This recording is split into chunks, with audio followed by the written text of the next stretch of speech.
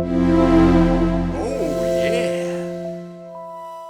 All right, bless and love, my lords. Welcome to our show, Meet the Artist. Today, I'm joined here, of course, by our lovely curator, just starting his show, DJ, and TексNXBRINI, our artist for the week. Of course, our co-host, Dudley. How's it going? Hello, welcome, everybody. Hey guys, what's up? Going on? How are you? Doing awesome. Yes. I'm awake after that song. Oh, so you wake up already. Red took power nap. Also, we were a little bit worried people and wake up in the morning when it's over. It's hard to feel sleepy now. Yeah, exactly. We could wake. Mm-hmm. How are you doing, DJ? How's everything going, my friend? It's going well, man. I'm excited for today. I mean, as you know, this is my first time co-hosting a space, and I'm seeing all these new controls. I'm going to have to resist the urge to play around with sound effects too much. But yeah, doing great. How about you? You recovered from Paris yet? Yeah, slowly, man. I'm coming back. I noticed that I'm getting really tired super early. My clock is reset now. I'm like waking up in the morning and sleeping up early at night. You cannot bro. Yeah. I find this weird. Jet lag. Exactly. But yeah, I'm super excited for your show, man. We have been talking about it for quite some time. You have been putting the work since last year. Actually, we have been planning it. So before we start, if you want to say a few words about it and the whole idea behind it and how you put it together. Yeah, for sure. And just for the folks that are already here, I pinned a treat to the billboard here. We're going to do at least one giveaway. I think we'll do two, actually. If you want to retweet that and like it, you'll be in the giveaway. Yeah, happy to talk about death. So if you didn't know, the name of the exposition that I'll be running over the next 7 weeks is The Inevitable: Life, Death, and the After. I've always kind of had a weird fascination with death, not as a kid, but as an adult. Really just from some life experiences of some just tragic deaths that I've been around, both friends and family, and some odd things. And so, and it also relates a lot to my religious upbringing. For lack of a better word, I was basically in a cult until I was 13 years old. And so I have all kinds of weird views on religion and spirituality and what happens when we die. So as I got older, I just got more and more into dark art and just art that explores death and what is the afterlife. And then once I got into NFTs, you see these themes everywhere. I mean, just you got zombies, X copy with his X'd out eyes. You got one of my personal favorites, Genuine Undead. All this death themes are pervasive in NFTs, and I think there's a lot of fascination with our society in general, but also within the NFT community with death and kind of dark art and the undead. So I thought it'd be a good theme. I think all of us have something to share, or at least to think about when it comes to these kind of topics. And without being depressing or sad, but I think it's good to embrace the fact that we all die at some point. And I love talking to artists about their take on that. And I love talking to artists about, their skull art or their death art or their undead art. So it's something that I feel pretty passionate about as far as art goes. And I think we're going to have a good run of artists over the next 7 weeks that feel the same way. And TексNXBRINI, who's here with us today, he loves his skulls. I've never talked to him about his views about death or the afterlife, so I'm kind of curious to hear what he says.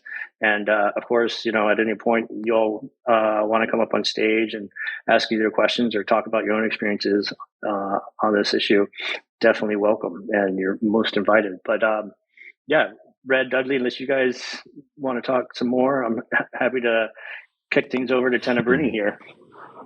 Yeah, let's go. All right. Welcome to the stage, TексNXBRINI. Thank you. Thank you for giving me some time today. I'm honored to be a part of your inaugural effort. I know a lot of work went into this, and it's always interesting to kind of step into someone's house after they've put so much effort into something, and it's something that's pretty new to me. So I appreciate you entrusting me with this.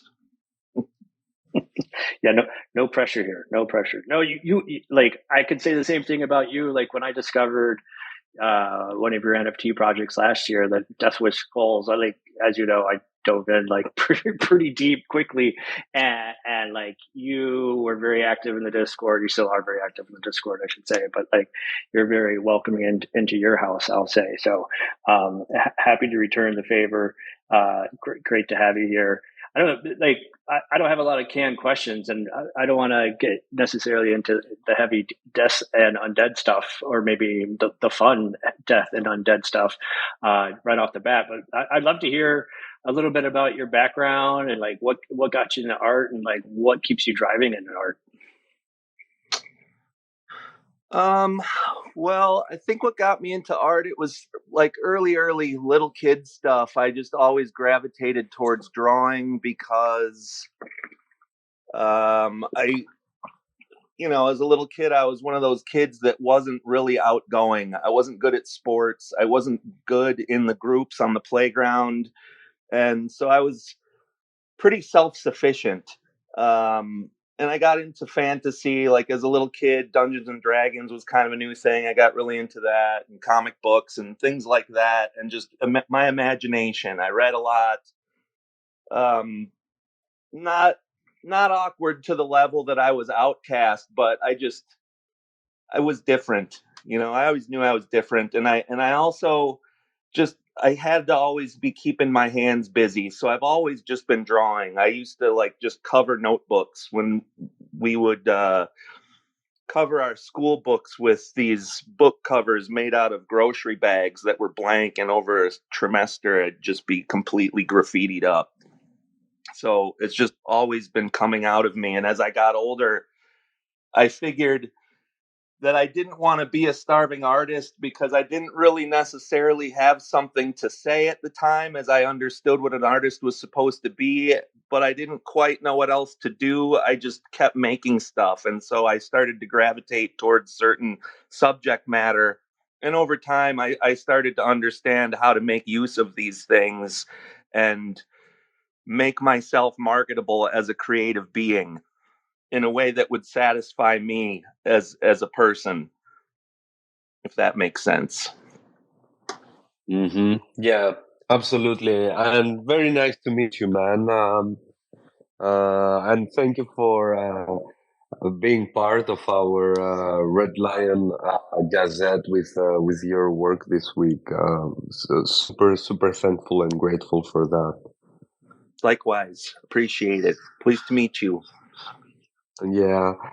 So when did you first start with NFTs? How was your entry into the space? And did you find it hard coming in with your background into a very wild NFT space? It started October of 2020, I want to say. And it was because I'm my day job is I'm part of this global ad agency, and I was talking to my boss, and she started talking about NFTs, and I had heard of them, and I did the quick glance off of it, and I'd been aware of it, but I hadn't really committed to trying to understand it yet. And so after this conversation, I was really interested because it was explained to me in a way very quickly that I was like, oh, I get where this is going. And it immediately all made sense to me because through the course of my evolution as a creative, the technology has always been something I've been interested in. As I said, I was like a reader and into imagination, science fiction. And so I've always been looking to the future and really into technology and how it's going to affect us as humans and how it's all going to evolve. So Web 1, I was right there. I had a computer at the earliest moments, and I was downloading telnetted pictures of space on my phone, and dial-up connection. And so I've been there through all the waves. when I was introduced to NFTs, I was in a position in my life and career where I was able to commit time. I knew I was going to have to like be all in. And so I just completely immersed myself into it. And I had this big body of art already.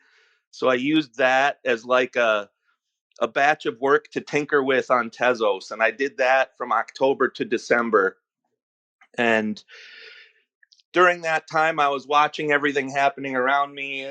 Super Geishas was launching. I think G-Vols and Dead Fellas were the things that immediately captured my attention, and I wanted to be a part of those communities, not even really knowing why or what it was, but just the art grabbed my attention, and there seemed to be a lot of excitement around it. So I still didn't even know anything about crypto at the time. I didn't really have any ETH. I had wrapped my mind around Tezos, but I knew that I had to figure this other stuff out, and I needed a project that I could do it with.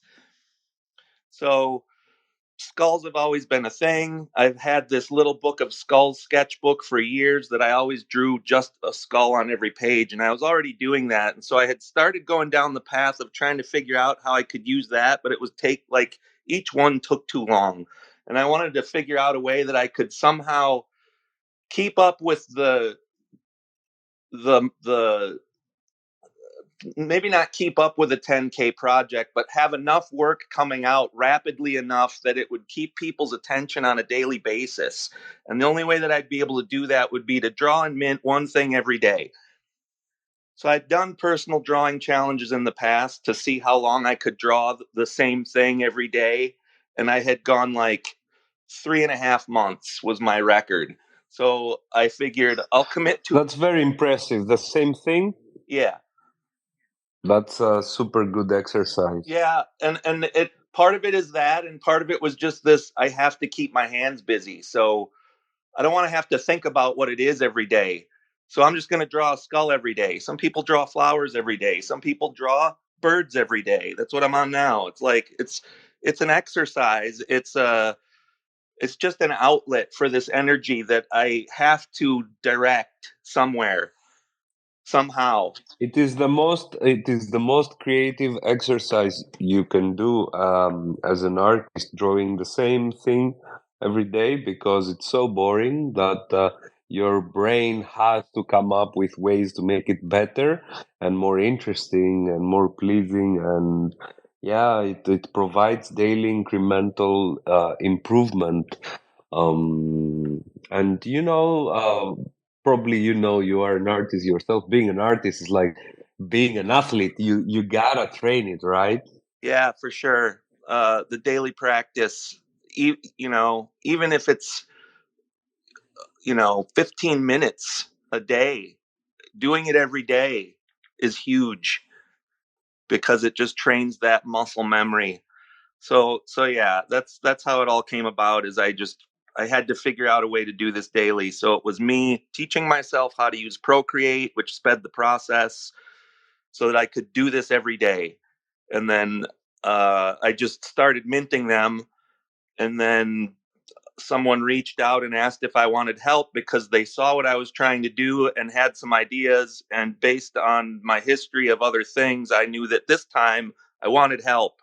And so I said yes. And now I have King of Fling, who is a developer that works with me to really at the front end of this, really help me understand in short order the Web3 space and how to run with it. Because it's like jumping in a stampede, you know. You have to be able to run with all that and keep up or you're done. And so I knew I needed help, and he's been awesome. It wouldn't be what it is today without him. So shout out King of Fling. So I'm actually surprised to hear you started off on Tezos. How did you find out about Tezos? Like, I feel like a little bit of a Ethereum elitist, not on purpose, but that's just where I landed and see a lot of art. So, like, what introduced you to Tezos in the first place? I honestly don't remember. I think I probably was in a space because it started where I started a Twitter account and just started following people and jumping in spaces, and I probably heard about it in a space. And what drew me to it was I have to learn by doing, and gas at the time was a kind of a not going to help me thing. And so when I learned about Tezos and the affordability of transactions on that blockchain, I immediately was like, oh, hell yes, I can do that. I can figure out the landscape I'm in and tinker at the same time affordably, is basically what it boiled down to. Right on. Then I realized that there's this whole other world happening on Ethereum that I have to understand how to run in that stampede, because Tezos is a whole other thing, and you can devote all your time and energy to Tezos and have a grand old time. That's not my target audience at this point. Hello? Right. Sorry, got rugged for a second. All right. Well, let's talk about the skulls. Like drawing a skull every freaking day. And like, just so people in the audience know, like we talk about this in the article about you in the Red Lion Gazette. Is like, you not only did you draw a skull every day, like you meant it. Like this is a project, you minted a skull every day, and you set yourself a deadline, and you stuck to that. Like, I'd love to hear like your take on like how that was over the course of the year, like, and how did you end up on skulls too? I mean, I freaking love skulls. If you don't love skulls, I think there's something wrong with you. But that's just me. But like, anything you can share about like how you got to skull art, and then how you like developed over that year. I'd love to hear that. Well, the skulls have been the ongoing thing my whole life, and it started as far back as comic books and loving just skull characters, and the bad guys have all these skulls, and it's always really fun and cool to draw. And so it's always just been something that's been there for me, like flowers for other people or sunsets or whatever the hell, skulls has been my thing. And so I've used them in rock posters for a couple decades. And so it just seemed like a no-brainer to just keep drawing skulls, because people love skulls, and faced with 365 of them, you can draw this, as we now know, you can draw the skull so damn many different ways and appeal to pretty much everyone, if you think about it. And that's basically what I tried to do. And then it became jokes like, oh, this one needs lashes, this one needs flowers, the scroti, the this, the that. And over the course of the year, as the community evolved and the project evolved, it just, I don't want to say it got easier, but some of that pressure to think of what to do became less. And then it was just the pressure to do it every day, because I'm not going to lie, there were a lot of days where I just did not feel like it at all, and I look at the body of work, and I'm pleased with it. But as with any artist, there are ones that I can look at and just hate. I just fucking hate them because I remember that day, and I would never identify any of them, because somebody purchased that loving it, and I don't want to ruin it for them, I'm sure I own half of them, so it's all good. No, yours are all the best, all my favorites.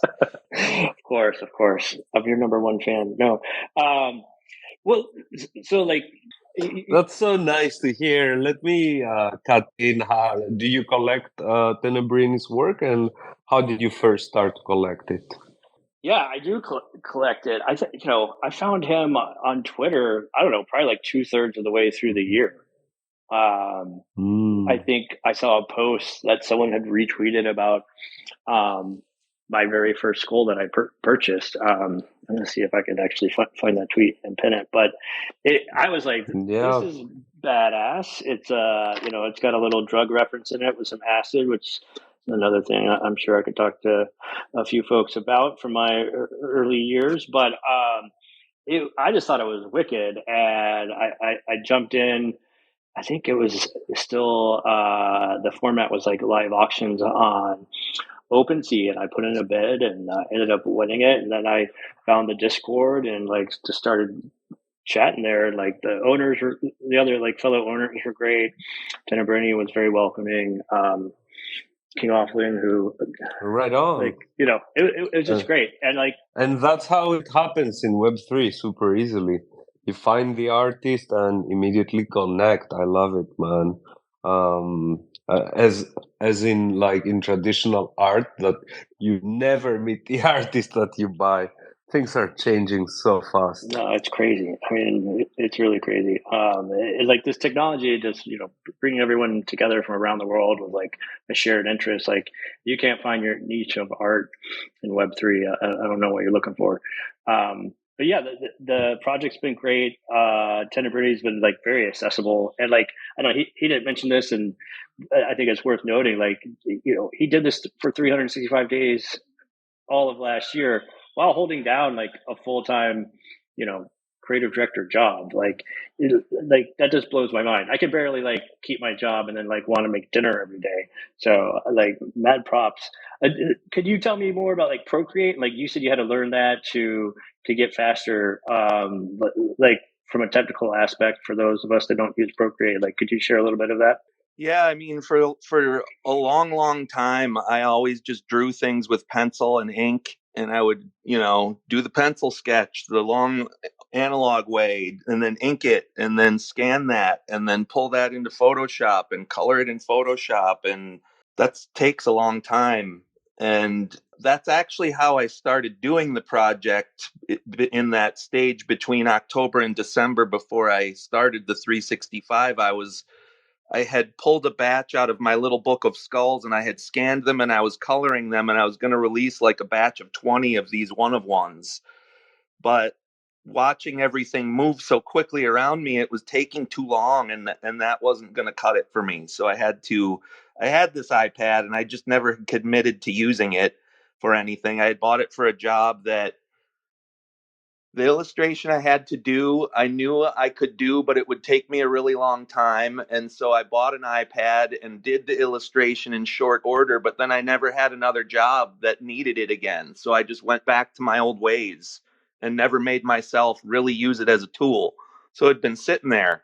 And I thought, oh, I've got this thing. I should make use of it now. And so I said, all right, every one of these is going to be done in Procreate. And I'm not going to allow myself anything else, and that's going to force me to learn how to use Procreate, and it did.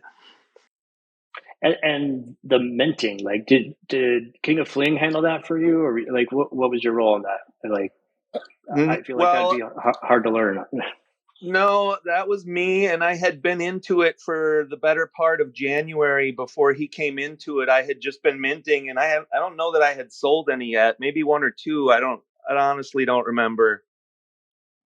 But I was doing it myself every day, and I had a really basic process down for putting, basic traits, and I picked a quote every day, and I made sure I was done by midnight, and I was just doing it. And my plan, not knowing what the hell was going on or really what I was doing, other than, well, I know I'm going to go through this process every day for a year and see what happens. And now we know what happens.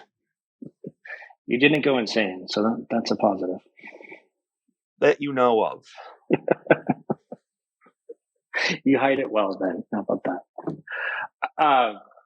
So I do want to raise a kind of a controversial subject right now. I know you have some strong feelings about it, and I think I agree with you, but I don't know if everyone in our audience will. Is the use of AI in art? You got people saying, AI is not art. Kill AI. I think there's some lawsuits like saying AI is copyright infringement and some other things like that. Give me the TексNXBRINI take. I don't necessarily disagree with some of the aspects that concern people, but I think people they're not really understanding what AI means. When you get into Procreate and you're sitting there enjoying the ease of making an image that looks like you painted it with watercolor paintings, and you can erase it and do it over until you're happy with it and pump it out on nice paper, people are willing to accept that as art. But you didn't have to figure out how to figure out watercolors. The computer did. Somebody else figured out how to make a brush look like watercolors, and you bought that brush and you painted your picture with this AI inspired brush. So if you're doing work with a digital tool, you're using something that is not of you, It's a computer that has learned how to mimic something, and you're using it to create something that you yourself can't create. So I guess in my mind, anybody that's ever used Photoshop is using a form of AI. Anybody that's ever used any form of Procreate, custom brushes or filters to make it look like a picture is a certain way, AI. That's how I see it. And I will never bash any artist for using a tool to do what they want to do. And I think it's kind of ridiculous for people to be so militantly against it, for deciding what is and isn't art, and making artists feel like they shouldn't be allowed to try this new technology, or this, it's not even new, it's an evolved version of things that have been around for decades that everybody's been using, and they're completely fine with it. They see no problem with it. So there you have it. That's my take. Totally agree. And that genie's out of the bottle. It's like, it's not going away, in my view. And I think you need to learn how to use it or integrate it into your workflow. And whether you're an artist or a writer or anything, or I think you're going to get left behind by the people that do learn how to use it. Oh, for sure. I mean, the because of my day job, the stuff that the meetings that I'm sitting in at a global level, and the way that this is going to affect vocations across the board, creative or not, people need to understand that the AI is something you have to just accept and understand how to communicate with. The better you understand how to communicate with an AI, the better off you're going to be, because they're not going away, and they're just going to proliferate. And it is what it is. So buckle up. Buckle up for sure. By the way, I do want to give a shout out to everyone that's joined this space. I see a lot of familiar faces and BFCs. Many thanks for the support, everyone, and being here for art and artists alike. I'm a firm believer in the red line ethos of the rising tide lifts of all. So always try to support fellow artists and creators. Shout out to our lovely skulls in the audience, CY, Saigo, who we talked yesterday on the phone, Alex, Gimmicks, Drac, Edgecan, Hokinat, who we had an interview, and so many others down there. We love to see you guys. Thank you so much. 100%. Love you guys. Well, let's turn a little bit to the theme of the exposition.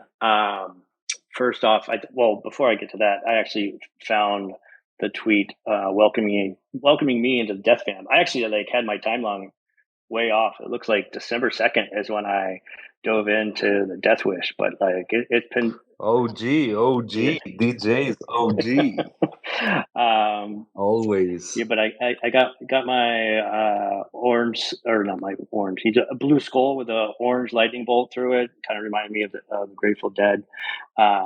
And then of course you got the acid dab.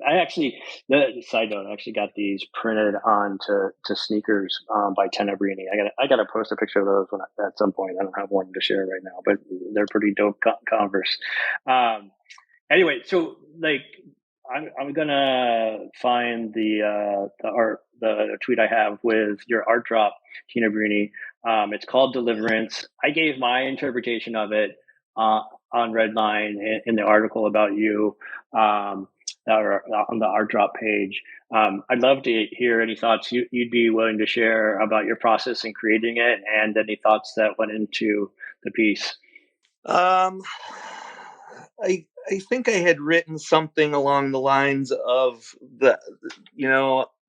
because I am doing so many things. Like, I've got this day job, I've got this Death Wish project. I have this compulsion to just do things with my hands, so I got to keep drawing or whatever. I feel like there needs to be more than one of me often, and I throughout my time doing all this, I've often thought this would be where I could use some interns or just somebody to just help me do stuff that I just don't have enough hands and time to do. And so that's kind of where the split of skulls and heads come from. But it's also this evolution of process that I'm working on that is incorporating some of these new tools as a recipe that I'm ultimately going to take back to an analog output of screen prints and lino cuts and things of that nature. So everything that I'm doing now, if it's not specifically for Death Wish, it's just exploration and just kind of. I was talking to a colleague earlier today about how it feels like my head is exploding again. When I first discovered NFTs and Web3, it was this whole, oh my God, I need to understand this in a very deep, complex way. Now with AI really screaming ahead, I'm trying to understand it, not only as it pertains to me as an artist, but I've got multiple teams, art production teams servicing global clients and things like e-commerce production and social media production and content production and output. And brands are really chomping at the bit to understand how is AI going to help us automate all this or make it more efficient or, maximize XYZ, blah, blah, blah. So it, like, in all aspects of my being, whether it's doing it for brands or doing it for myself, I really got to be immersed in understanding the potential here. And so I feel like my head is exploding again. So that's kind of where that's at.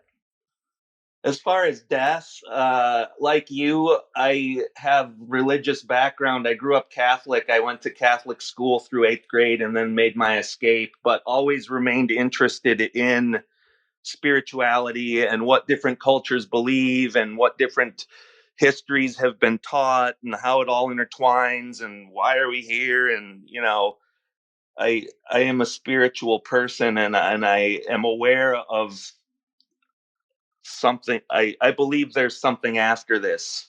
And so I the everyday aspect of this project that I just did, and it's back when I decided I was all in as a creative person, it was because I realized, man, I only have one life. I don't want to spend it doing something I don't like. I want to be an artist of some sort. I got to figure out how to take this creative energy and make it work for me one way or another.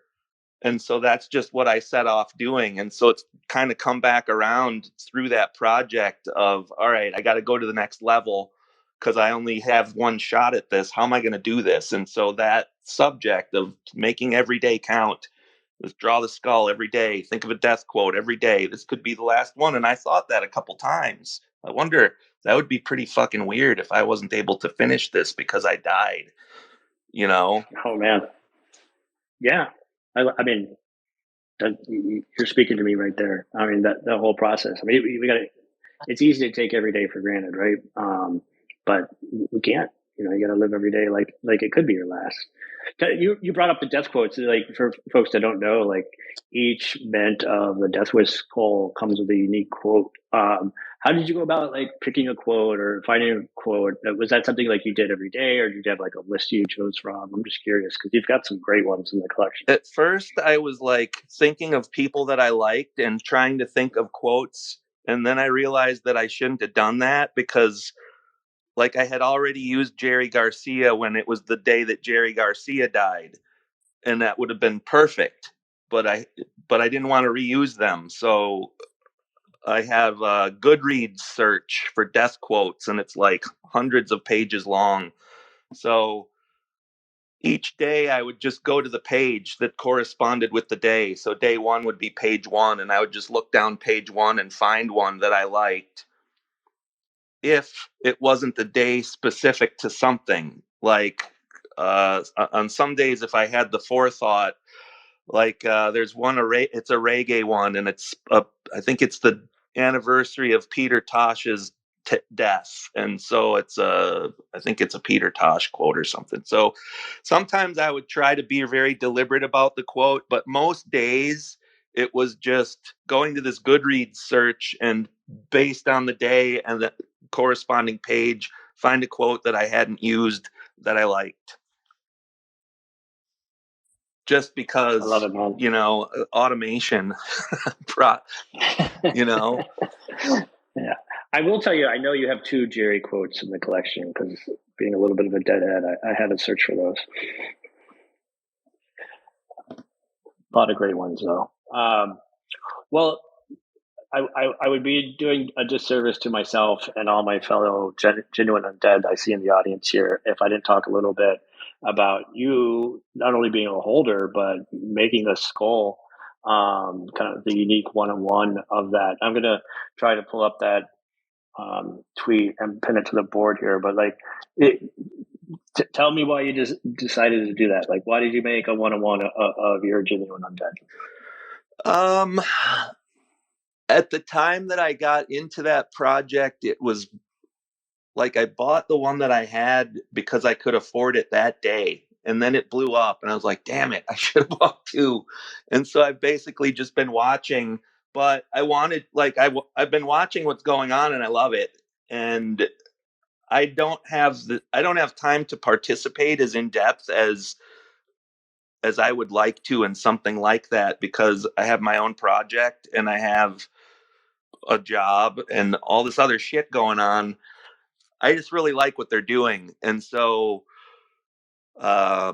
because I had a skull project, I was like, oh, this is cool. I'll do this. And I think at the time maybe somebody was a genuine undead in the death fam already. And I thought somebody in here will like this and it'll make its way back to genuine undead. I think I might have even posted in one of their creative channels at one point way back, hey, look what I did. And if anybody wants me to do one, hit me up or something like that. But that's what that's about is I like the skull project. You guys have a number of cool artists. There's a comic being made, the Watchers or the Watchers. That's really cool. And the guy that just did that, you burn and you get those other 4. I'm blanking on what it's called. I apologize, but you all know what I'm talking about. Totally. I think those are both TXNXBRINI projects. Yes. He's a true artist. I know he's been on Red Lion before. He's fantastic. Yeah, really cool art. So I love projects that give artists an outlet because I think that's a lot of what Web3 projects have done is there's a lot of really talented people that don't have, for whatever reason, the capacity to produce a big project, but they absolutely have the talent to contribute to one, And so I think it's cool that so many projects are allowing an outlet for people that have creative talent and ways that they can contribute to something really cool that's bigger than them. That's what excites me about Web3 a lot. And that's what I like about Genuine Undead is just it gives up people opportunity to make cool shit.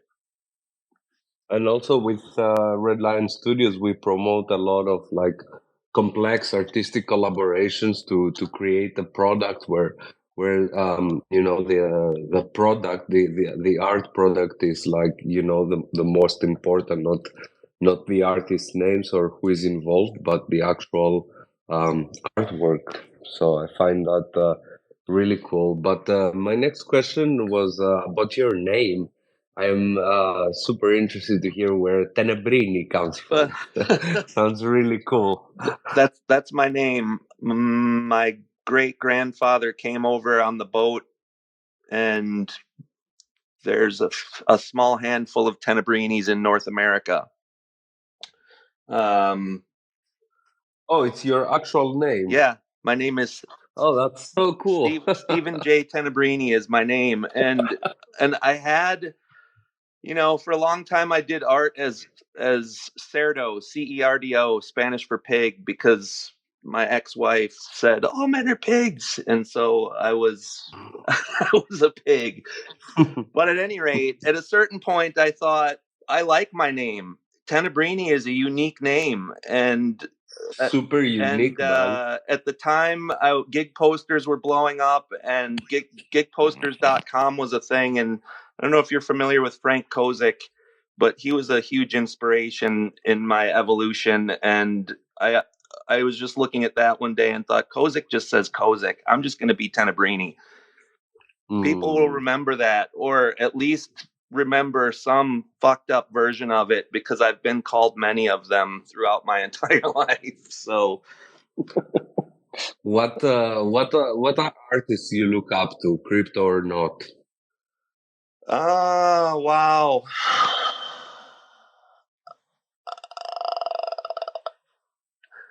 There's so many people that I just look at and I'm amazed by what they're able to do. Put me on the spot. Now I'm blanking. But I can say Killer Napkins is somebody that I watch and am amazed by the things that come out of him, in that he's this incredible illustrator, and he's now figured out how to do these crazy 3D rendered and printed action figures, and they're fucking insane. I'm amazed by him. Kozik I like to watch because he works so hard and he's really good at what he does, and he makes a lot of really cool stuff. So he's fun to watch. I was hugely influenced by Ralph Steadman, who is now on Tezos in Web3, and Jeff Soto, who is on Ethereum and maybe Tezos. I don't know. Those are kind of the ones that spring to mind. Shepard Fairey, hugely influenced by him. Huge influence, Shepard Fairey. Huge. Shepard's why I'm here. Yeah. I think we've talked about him in a chat somewhere, but this whole screen printing thing, that's where this whole thing started. Is I had that helmet image and I had all those test prints that I had made, and I was thinking, how can I do this generatively? And I was going to teach myself the code how to do that. And then he dropped his generative project. I was like, damn it. He's done it already. I thought I had a fresh idea, but no. So that's when I pivoted. But, I've been watching him my whole career. I met him once at a show here in Minneapolis. He's an awesome guy. I got some of him to rub off on me, I hope. But, Yeah. I mean, like I've had the pleasure of talking to him in a space through the Obey project, and like I was a little starstruck. He's phenomenal. Can't go wrong.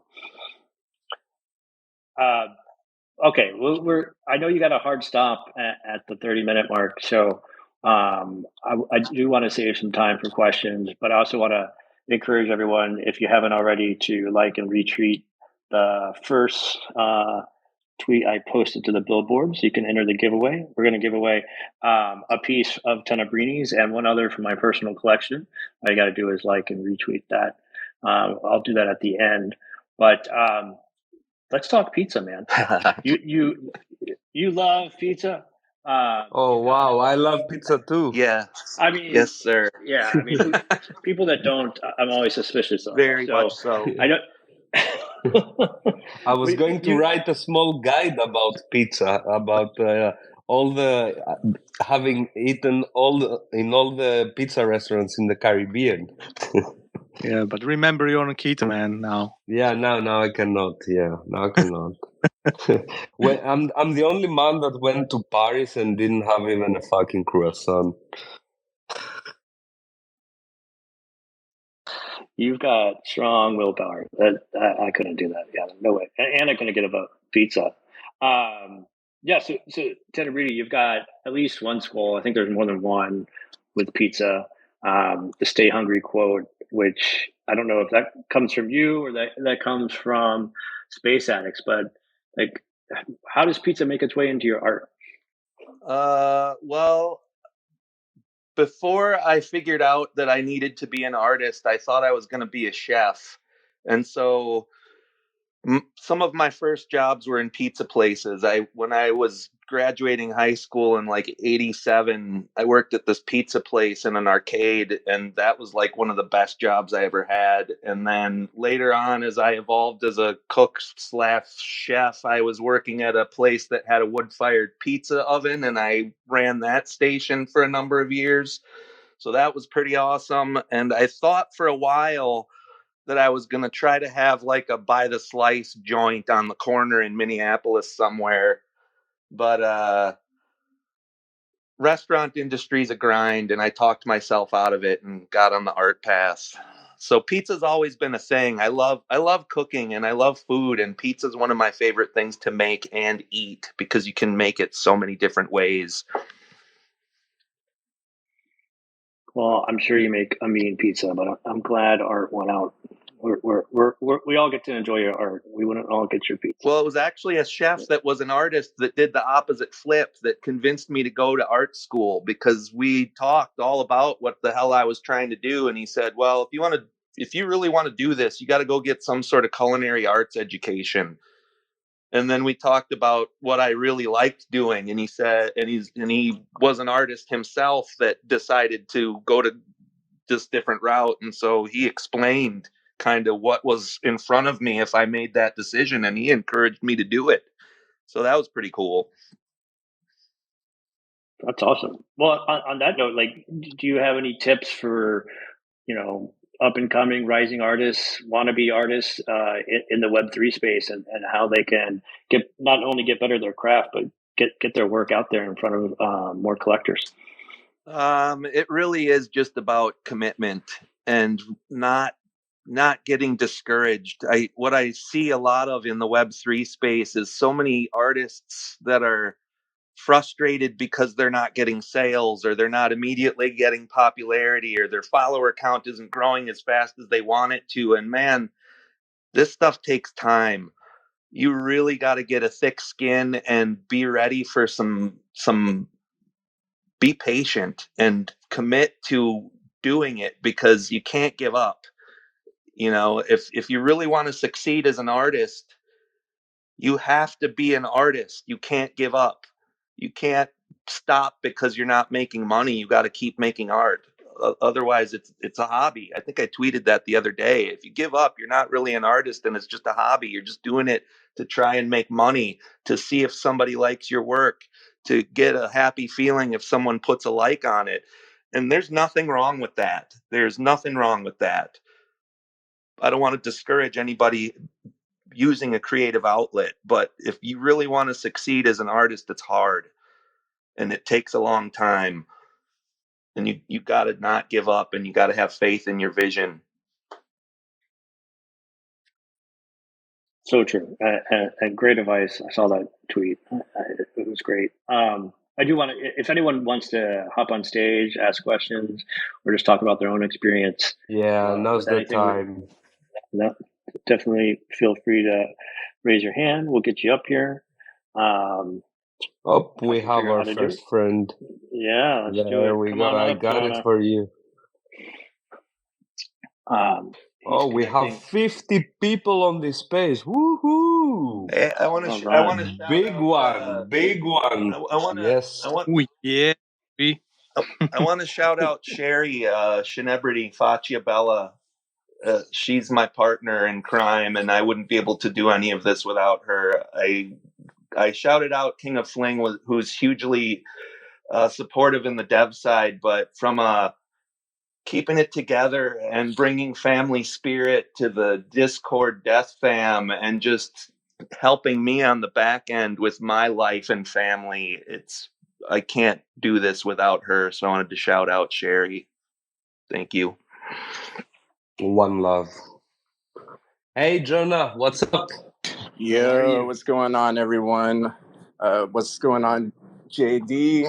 Appreciate the invite to the space. It's been a super dope space. Learning about TXNXBRINI. It's reassuring to hear the journey. Just from Tezos to making it over to Ethereum. And as someone who has spent time in the restaurant industry and is now out of it, I'm kind of in that same position where I'm just, kind of grinding and keeping my head down and working and trusting that vision. So, super dope, super inspiring. Thank you. Glad that I was able to put that in your head, because it can be done. You just got to have faith in yourself and keep at it. Yeah, and thanks so much for joining, John. Like, always good to hear from you. Love the support. I want to see your art someday.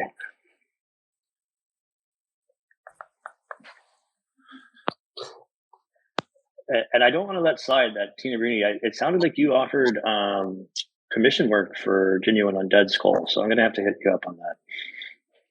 Yeah, I don't really advertise it much, but if somebody were to ever hit me up in a DM and say, "Hey, I really love your art. Would you like to draw this for me?" I'd figure out how to accommodate someone. I mean, if somebody likes my style that much that they want me to do that, sure. I've thought about how can I get a token available that people can like reserve a slot, and I'll probably figure out some way to do that as I go through this year of tinkering and figuring out how to do stuff. So yeah, it's a possibility, and I'm going to figure out how to do that. So maybe a set rewards, someone collects a certain amount of pieces from you, 3, 5, 7, whatever. Yeah. They get a custom one of whatever they want. Yeah, something like that. Yeah. And that's kind of what this open edition thing that I'm doing every month is that I want people to have an affordable way to buy some support tokens as I'm thinking of them. But ultimately, it's a way that I'll be able to, all right, now that I understand what the hell's going on in my head, those of you that have chosen to support me through these tokens can now redeem them in this way. And I don't know what that is yet, but it'll come to me. Yeah, Very cool. I know Dave Van Patten. And take a look, everyone, guys. It's open for 1 day, I guess. Yep. Still. Yep. Amazing, man. Minted mine. I gotta shift my head to a meeting that I gotta jump into, but I really wanted to thank you guys. Yeah. This is the year of me now being able to look around at the landscape again and see what people are doing. So to just be able to participate in Red Lion and see what you guys are doing, I think it's really cool. And I want to thank DJ again for letting me be a guest in this space and be your inaugural drop artist for your project. And I just thank you so much for all the support you've given me. Oh, thanks so much, man. Thank you, brother. It's an absolute honor to meet you, and thank you so much for dropping with us. It's amazing to meet wonderful artists such as yourself through our Artdrop. So it's great that you guys are supporting us with that. Thank you. Thanks everybody who came and listened too. I really appreciate your time and attention. I'll see you guys around the internet. Yeah. All right, take good care, man. Thanks, y'all. Thank you so much. Take care, man. Cheers. Well, while we've been talking, I've been trying to get the Twitter picker up and running, and the website looks like it's down right now. I'm trying to get Darvid to come here, but looks like he's a little busy. Let's see if he will be. What? Sorry, darling? Yeah, he's sending daughter to school or something, but he said he will be back and he will join us and to make some fun. Okay. So, well, so he will be here soon. Yeah. Will be here. Yeah. Just stick around. We will just be talking a little shit and catching up. Dudley or Red, can you guys get Twitter Picker to work for you right now? I can't even get the website to load right now. Let me check. I can try. I'm not sure. Yeah, David just posted he will be in a 15-ish. Be there here. So yeah, it's good. It's good. All right. Well, we were going to have Kobe before, like we had a show scheduled for like a few hours ago, and it was going to be our biggest spaces ever, but we couldn't advertise it because the guest didn't confirm, today. So we were like, "Oh, is he coming?" And he rugged us. So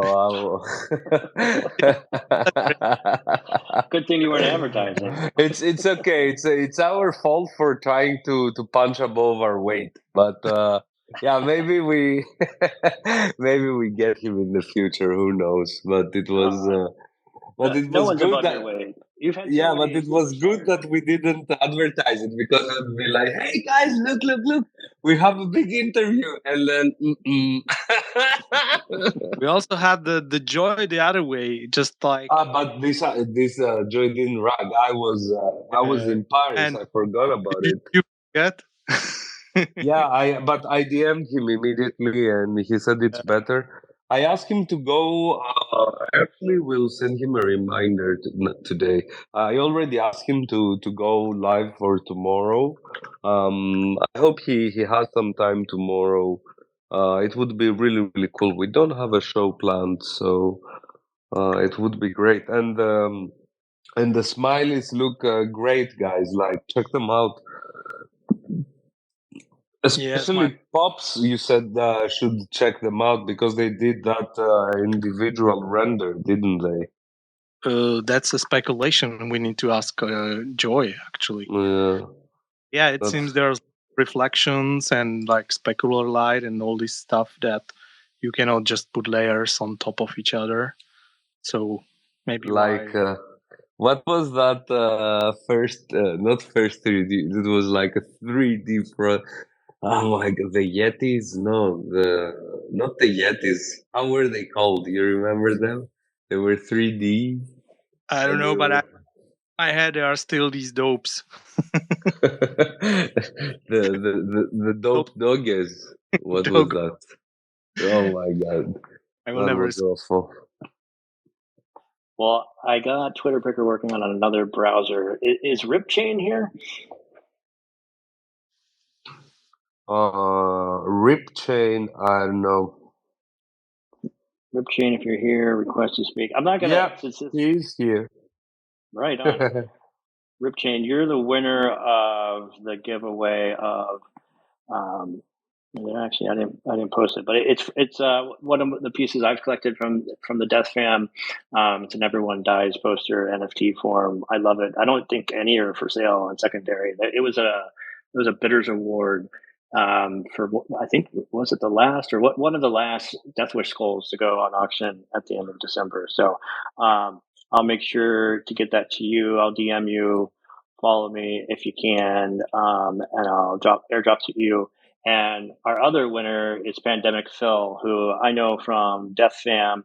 I'm going to airdrop something to him from my personal collection that's not from Death Wish. So really appreciate everyone's support coming out. Wow. Congratulations, guys. Yeah. Where are the sirens? Yeah, can I make some obnoxious siren noises? There they are.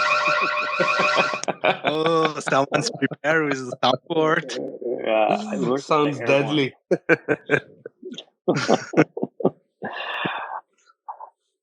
All right, that's a cool giveaway. You said they should follow for sure. If they don't follow, they don't get it. So yeah. Guys, go follow. Let's get started here with this exhibition with a nice power spaces today. Very excited. Yeah, also a reminder, is still live. I will pin the latest Gazette because that's the ticket for the Paris one. No, that was a very successful Gazette. It will be a classic forever because a lot of people I met and a lot of people that saw the project now saw that the Gazette is with Paris. So it immediately communicates the whole concept of the magazine with this drop, because they were just in Paris. They experienced, the NFT Paris, and now it is like on the cover of the Gazette because this is what was mainly happening, at least from my point of view. Did you wait in that giant in line? the NFT space? No, man, we didn't wait any fucking line. Like there was a line at the end. There was a big line for the end party, but the moment we saw there is a big line, we opened the thing that was, the line. Basically, we scoop in and get in. We turn around to the guy, say, "Hey, no problem." He said, "Much love." Okay. So we were very, very punks about the lines. Well, you have to be, but it was so cool. It was so cool. But the rest of the exhibition, man, like I we didn't go to the main event. Like I went to one time to the conference, and yeah, that was it. The whole meta is about the side events. Yeah, and that's how Art Basel was for me. Like I was bummed there was no genuine undead side event. I would like to go. I have like 20 genuine undead. I haven't sold a single one since the day I bought them. diamond And hands. yeah, man, like people forget I'm also GURE. Never I forget. don't only support, I am also in with you. And also I wanted a dick butt side event, and yeah, I went to their Discord and I was like, no dick butt Side event or in Paris. I'm furious. even is it Digbut event or Digbut size event? Yeah, that's a good shout. I will write on the Discord. I think there was But a, it's G, like a GU event. Like, if there's any GU in the audience that know, come up and tell me. But like, I know there was a GU on display at some do exhibition. you guys have a committee about that, about live events, the side events? Yeah, it's actually becoming pretty common in various cities. Like the French community is pretty strong in GU, and I know they're planning a bunch of stuff. I mean, New York has stuff going on all the time. So you guys have a side event planned for New York? Yeah. I don't know the details, but I'm going to be there like during the week. I can't be there on the weekend, but I'll be there during the week. And I think on Thursday night, it's either Wednesday or Thursday night, is like a big GU get together. Purely social. I think it's going to start off with GU holders only, and then we're gonna, as the night goes on, we're gonna invite some other communities to join as well. So, I'll get you those details, man. Are you gonna go to New York? I know you were thinking about it. Yeah, well, I just this morning I drove to the police station and I renewed my passport. So I'm gonna have it in 1 week. 1 week. Because I need to hit. Yeah, we are doing plans to hit a lot of conferences this year. I'm gonna hit them myself just to make friends and network and try to push Red Lion a little bit to the right people. And next year, hopefully, if we can afford it, we will also host our own events and parties.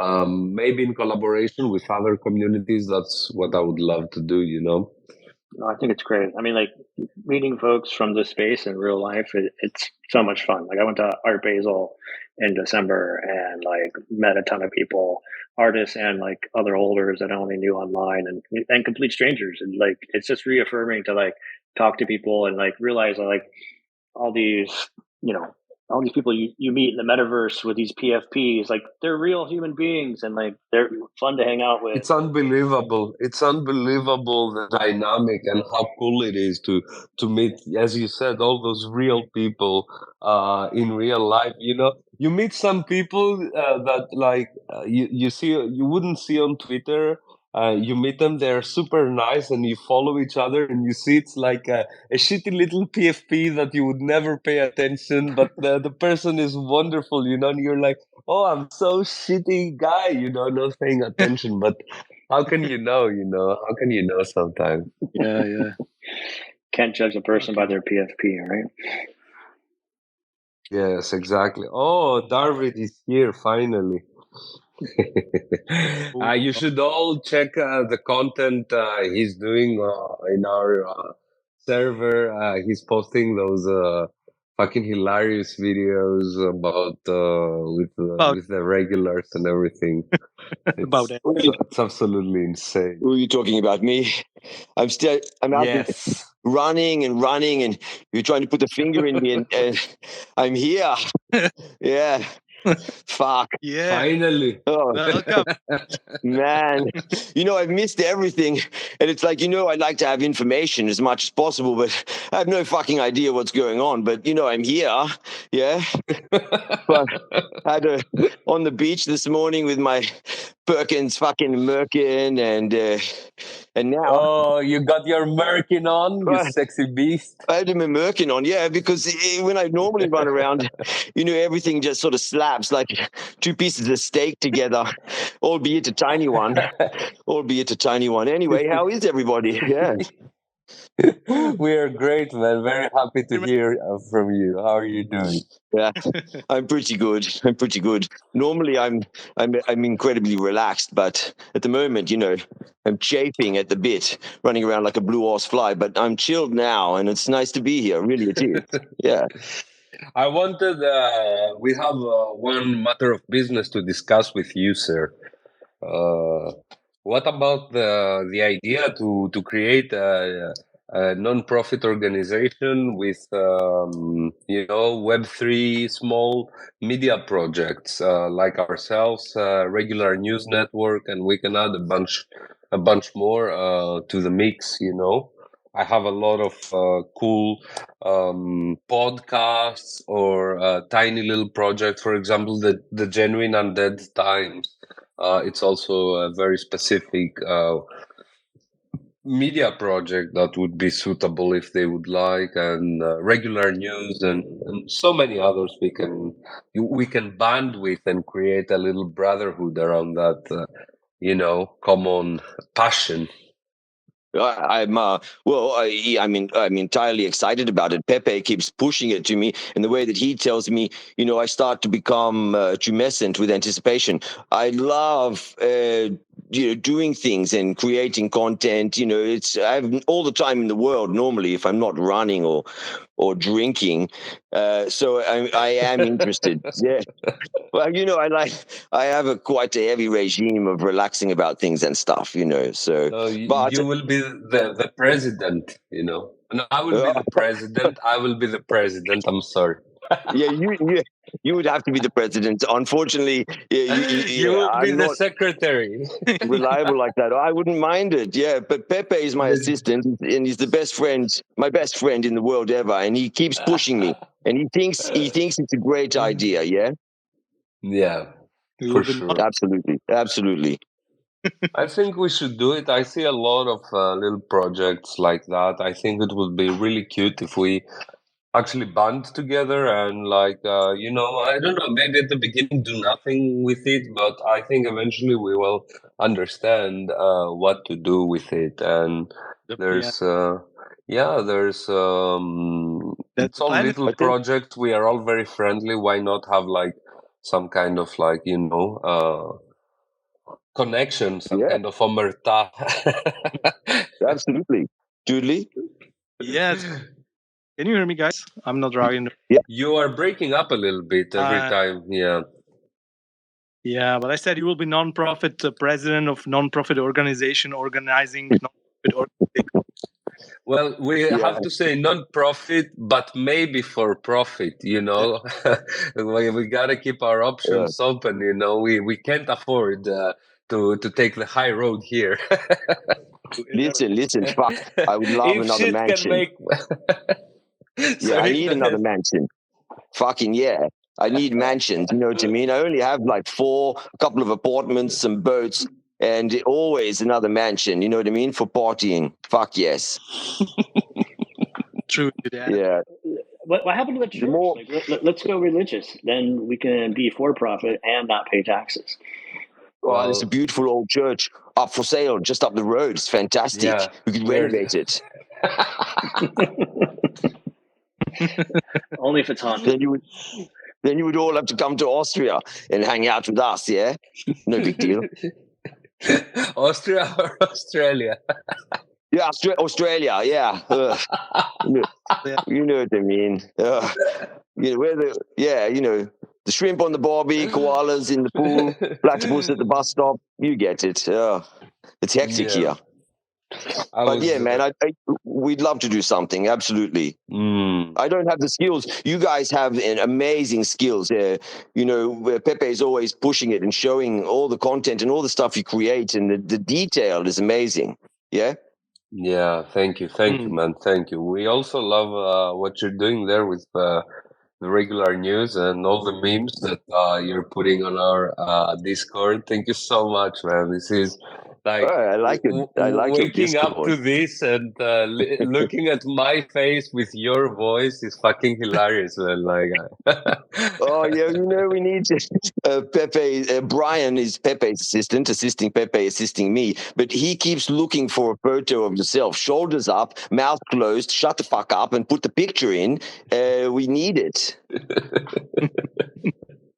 Oh, sorry for being aggressive. I'm not being aggressive, No, it's you're love. not. Yeah, but we need to make a channel now with memes and put all the memes that Luca has been doing and all those videos, so we don't miss all that material. Or maybe we should also upload it on our YouTube or something, man. These are not good to be lost on Discord. These are really, really cool stuff. Yeah, it's good to keep them. Yeah, look, I'll be honest. Pepe sets up our own. We have a private Discord, just our own, and that's where we keep all our stuff because sometimes it's boring when nobody turns up for a party. We just sit there and watch them, and we love our own shit. Yeah. So when are you planning the parties? We always try and throw a party or two, and look, we should lock one in.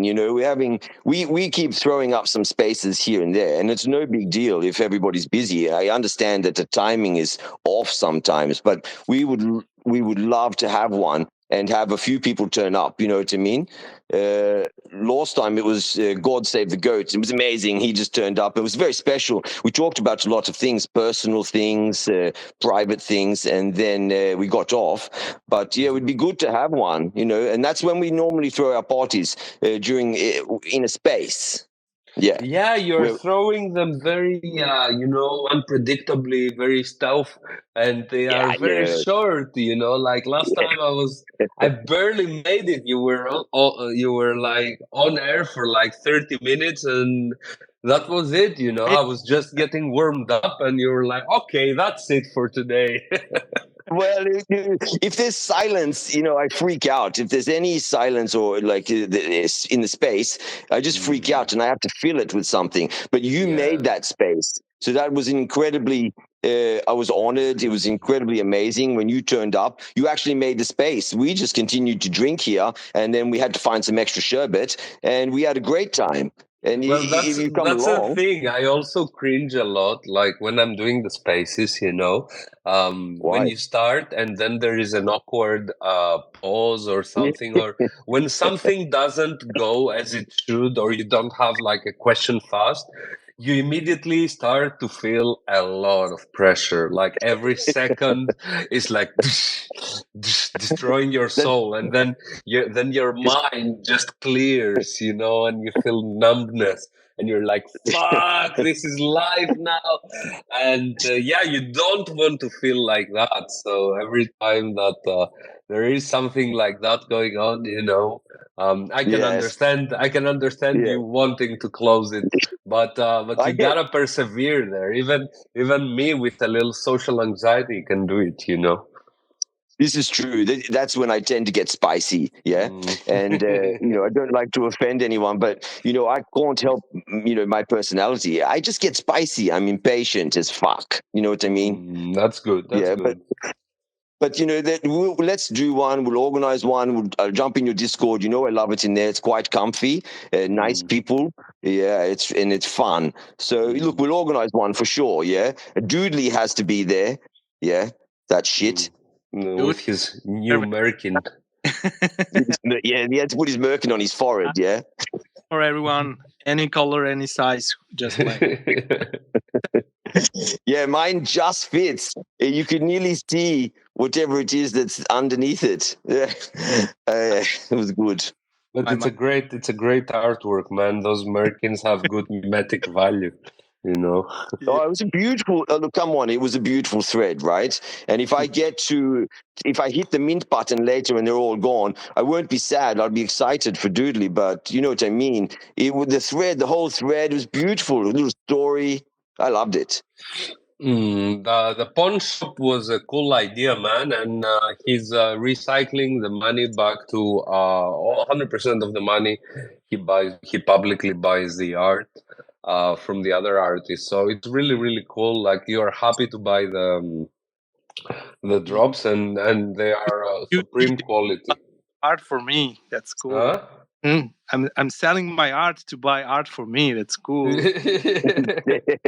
It's very good. It's big brain stuff, Yeah, and look, I think Bob's put it up in the Discord as well, so all the regulars saw it. So it resonated with a lot of people. Yeah.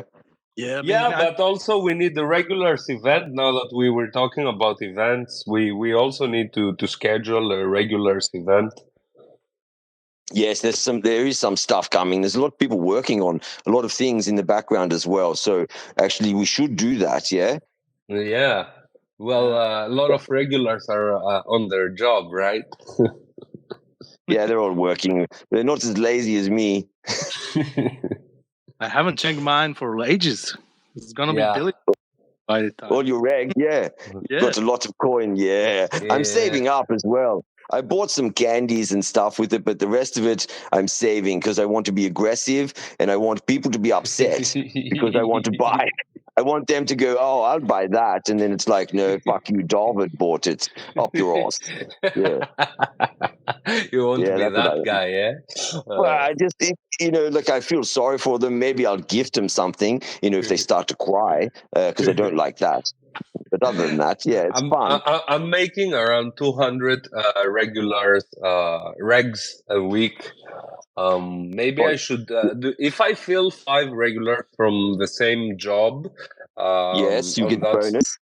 Oh, I get bonus. Oh, I see. Look, if you need a hand with that, just reach out. I'll have a look inside you. You know what I mean? And then in your wallet and take a look and see if I can help you stack and pack and rack your jobs, and you'll start earning a lot of reg. Yeah, a lot more. You'll get the bonus. All right, yeah, because 200 reg a week is fucking poverty, man. I can't even afford an apartment. You need to learn. Just hit me up, yeah. I don't know how much reg we're making a week, but fucking hell, forget about it, yeah. We'll put you on the books. We need to up your wage at the network. That's what we need to do. Mm-hmm. For sure. Because I only have one guy there, and you're paying him shit if you want. Yeah, he gets shit. All of us at the network get shit money except me. Yeah. You get all the money, right? Yeah, I get all the money. Yeah. You fuckers, you're good fucks, you guys. Thank you for letting me speak. I really appreciate it. It's always great chatting with you, man. Yeah, man. Thank you. Let DJ, you speak. Have you met Darvid before? This is the first time I've heard him talk, but I've seen him in the Discord with all his great I don't know what you want to call it, his videos and memes. So great energy, man. We got to get you to come to a GU space. Like you vibe, man. I like it. Oh yeah, I've been into a couple of those, absolutely. And I just got to get I've just got to get a bit more active. I appreciate your kind words, DJ. Love your name. Love your hat. Spiky. It's horned. It's horns, yeah, I like it. Did you buy your Merkin from Perkin, by the way? Well, yeah, that's what I've got to do. As soon as you fucks finish here, I've got to go race over, see if the mint button is still active. Yeah, I normally get Pepe to do those things because I'm not that guy. But if it's still active, I'll definitely be buying a Merkin because I think it's adorable. And obviously, I've stolen one already and put it on this morning. Yeah. Yes. Yeah, so I should really commit. No right click, save bullshit. I get it. Whatever. Do the right thing. Yeah. Yeah, I love it, man. Yeah. Dudley, all right. who is the guy or person that gave you the inspiration for that? And can you share that? It sparked here at Lounge with his streaming. Actually, Dicasso is the person. He was involved in the Gazette super early on. When I was doing the Gazette, he was doing like the quizzes. And he was actually the person who introduced me to Dudley super early on. And now I remember I have to mint Ethereals. I told them I will mint, and I constantly forget about it, and I feel guilty now. I will go mint them. Yeah, I just sure. The reference that I googled after Picasso commented under Red's thumbnail for his Twitch show, because and he was showing me Dudley's work in the football magazine, and he was like, "It's cool shit, Red. Check it out. It's cool shit." I'm like, "Yeah, that's good." And then I was looking, but I was like, like skeptical and noobish. And then I chat with him, and we became brothers. Yeah, plus he's insanely fucking handsome. Introduced me to a problematic of Americans, so I studied a lot, and I got fascinated, and I was like, okay, maybe I will do just like a GM post as I'm doing pixel art for GM, so just like 20 minutes quick exercise in the morning. So I made this dude with his box full of Americans, and I was like, well, maybe I will add like a background. Then I made the doggo, so and it came up into a full piece. So I was like, okay, I will drop it as an edition, as an educational piece, so anyone can just learn this and be smarter. Like me. Yeah. You see? Yeah, I Googled Merkin straight away and went, brilliant. Yeah, and also the copywriting, shout out to our Steven. He's like a brilliant, it's like it's his work on the backstory. We talk about it. So yeah, we definitely will make more pieces like that, and we'll collaborate with him on this backstory with the artwork. It's really cool. Steven's a genius, man. He's like a idea machine. Lyrical wordsmith. Yeah. He's an extremely good writer and an amazing guy. I really like Steven. All right. I think that's it for today, guys, right? We had very, very nice spaces. Huh? Yeah, I think so. Nice and vibey. Maybe we should experiment more with this format. We put the interview in the first part, and then we open it up more. I think it was cool.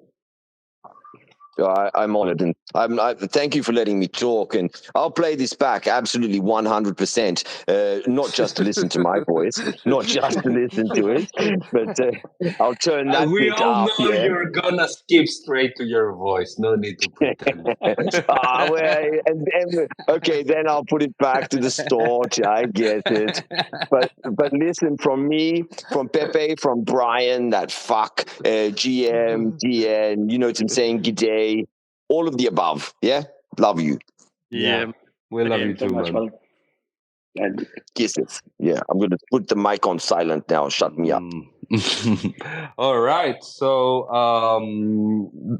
great beginning to the show. I'm looking forward every week to the next drops. The Gazette, the Paris Gazette, is available.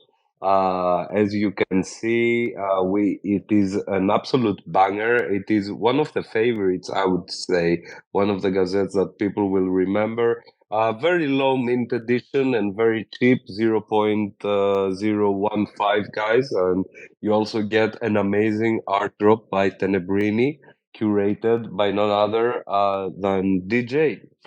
So yeah, that's going to be available until Monday. We are going to try to have John Orion Young tomorrow here with us. I don't know if that's if he's gonna say yes or not yet, but I think we can maybe, if he has time, he will accept an interview by us, I think. And yeah, then I'm also going to be streaming this weekend, so we have a lot going on. Streaming. It's already Friday. Always. Oh my God. Yeah, Another Gazette, imagine. yeah, Dudley, you need to start the new one already. In the What, morning. what the fuck happened this week, huh? We need Nothing, to... basically. Nothing. Yeah, You fuck. recovered. That's why I went by so fast. I mean, Dudley's Perkins is the most exciting stuff. We will squeeze American in the cover for sure. Yeah, they're gonna be hidden. Squeeze it All in. I see what you did there. Well, I had a lot of fun. This was like great experience, hosting my first space. So thanks so much for the opportunity, Redline. You guys are awesome. Looking forward to next week. I'll drop a little alpha for those that are in here. Our artist is going to be a familiar name for everyone from Genuine Undead. It's none other than Unicode. So stay tuned. All right. So thanks everyone for listening to our show. Thank you, DJ. Thank you, Dudley. Thank you, Darvid, TексNXBRINI. It's an absolute honor. Everybody in the audience, Mason, Saigo, 3D Punks. Thank you all, guys, for joining us. Always a delight to see your skulls popping up. As I said, we have some exciting shows this weekend, and yeah, we're looking forward to having more and more fun. Take good care. Have a wonderful weekend. Bye bye. Cheers, guys. Have a great one. Happy weekend, y'all.